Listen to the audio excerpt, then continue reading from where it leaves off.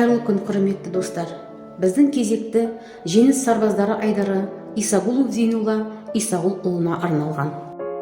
Исағұлов Зейнулла Исағұлұлы 1924 жылы 5 мамырда Қарағанды облысы Қарқаралы ауданының Бейбітшілік совхозында дүниеге келген.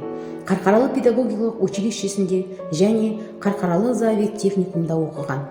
1942 жылдың қыркүйегінде Қарқаралы әскери комиссариатымен шақыртылып, Орлов әскери жаяу училищесіне жіберіледі.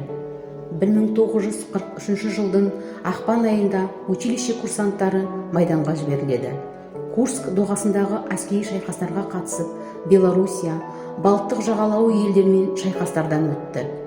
1944 жылдың қарашасына дейін Брянск және 1-ші Прибалтика майдандарында нысанашы, 3-ші дивизионның 8-ші батареясының, Суворов атқыштар дивизиясының 235-ші Витебск қызыл ту орденінің 682-ші артиллериялық полкының құрамында зеңбірек қаруының командирі ретінде болды. Ол майданда бірнеше ерлік пен батылдықтың үлгісі бола білді. Ұрыста 4 рет жараланды. 1944 жылы 7 қазанда Литва жерінде Луока қаласында немістің Тигр атты ауыр танкімен тікелей нысанасын дәл тигізіп, жаудың көзін жойды. Бұл ерлік туралы осы шайқастың қатысушысы Тараненко Николай Иванович өзінің «Рубежи мужества» кітабында сипаттайды. Бұл ерлігінің арқасында 1944 жылдың қараша айында майдан шебінен Томск артиллериялық училищесіне оқуға жіберіліп, жеңіс күнін сол жерде қарсы алады.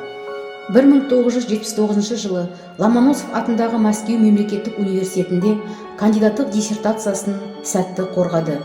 Исағұлов Зейнулла Исағұлович Қарағанды мемлекеттік университетінің жалпы психология кафедрасының оқытушысы, философия ғылымының кандидаты, республикалық маңызы бар дербес зейнеткер, Қазақстан журналистер одағының мүшесі, Арқа әдеби бірлестігінің құрметті мүшесі және облыстық соғыс ардагерлері кеңесінің мүшесі болған. Исағұлов Зейнулла Исағұлович жауынгерлік және еңбектегі жетістіктері үшін 1-ші дәрежелі Ұлы Отан соғысы, Қызыл жұлдыз, құрмет белгісі ордендермен және де көптеген медальдармен, төс белгілермен, құрмет грамоталармен марапатталған.